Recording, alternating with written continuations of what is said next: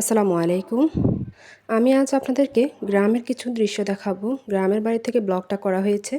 কারণ শহর থেকে চলে এসেছি গ্রামের বাড়িতে। মা-বাবা দুজনে খুবই অসুস্থ। দুজনেরকে কিছু সেবা দিতে হবে। তো সেজন্য কেউ নাই। সেজন্য আমাকে চলে আসতে হয়েছিল। তো এদিকে আম্মাকে কুমিল্লাতে নিয়ে যাচ্ছে। উনি যে ব্যথা পেয়েছে পায়ে ওটা ড্রেসিং করাবে। আর এদিকে আব্বাসহ আমি ওনাদেরকে উজিয়ে দিয়ে আসলাম আরকি। তো এইদিকে আমি এসে ওয়েট করতেছি। আম্মারা আমাদেরকে নিয়ে আসতেছে। অলরেডি ডাক্তার দেখানো শেষ হয়েছে। বাচ্চারা খেলাধুলা করতেছে। এখন হলো রাত ৮টা। এখন আম্মাকে আমাদের প্রতিবেশী চাচিরা জেঠিরা সবাই দেখতে আসছে যে কি অবস্থা, ডাক্তারে কী বলেছে। তো গ্রামের বাড়িতে এটা একটা সুবিধা, কিন্তু আশেপাশে সবাই ঘরে আসে, সবার সাথে সবাই দেখা সাক্ষাৎ হয় আর কি। কেউ অসুস্থ হলে সবাই দেখতে আসে কী অবস্থা। তো এইদিকে পরের দিন সকালবেলা আমি ঘুম থেকে উঠে একটু হাঁটতে বের হয়েছি।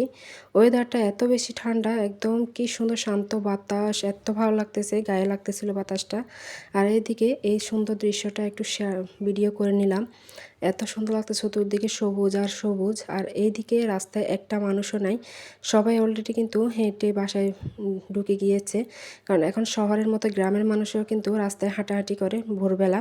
তো এইদিকে মাদ্রাসাটা কিন্তু এখনও খোলা হয়নি, কারণ কিছুক্ষণ পরে স্টুডেন্টরা চলে আসবে। আর এখন হলো প্রায় দুপুরের কাছাকাছি। তো উপরে চলে আসলাম, এই দেখে ভাবি রান্না বান্না করতেছে। আমাদের রান্নাঘর কিন্তু আছে এখানে, গ্যাসের চুলায় রান্না বান্না করে, কিন্তু তবুও আলাদাভাবে একটা রুম সেটিং করা হয়েছে ওখানে, যাতে মাটির চুলায় রান্না করা হয়।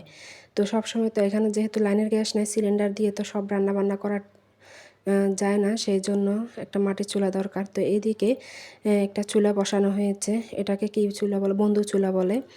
তো এই চুলার মাধ্যমে সব রান্নাবান্না হয়। এটা দোতলার উপরে। ইতিমধ্যে কিন্তু বাইরের ওয়েদারটা এত বেশি ভালো যাচ্ছে না, কিছুক্ষণ পরপর শুধু বৃষ্টি নামে, এই রোদ দেখা যায়, এই বৃষ্টি।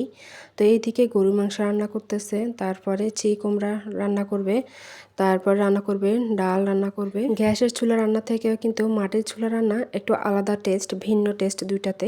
যেহেতু সবসময় আমরা মাটির চুলে গ্যাসের চুলা রান্না খাই, মাটির চুলা রান্না আমাদের কাছে ভীষণ মজা লাগে। আর এইদিকে আমার মা পা ভাঙা নিয়ে কিন্তু নাতিনের মাথায় উকুন খুঁজে দিচ্ছে।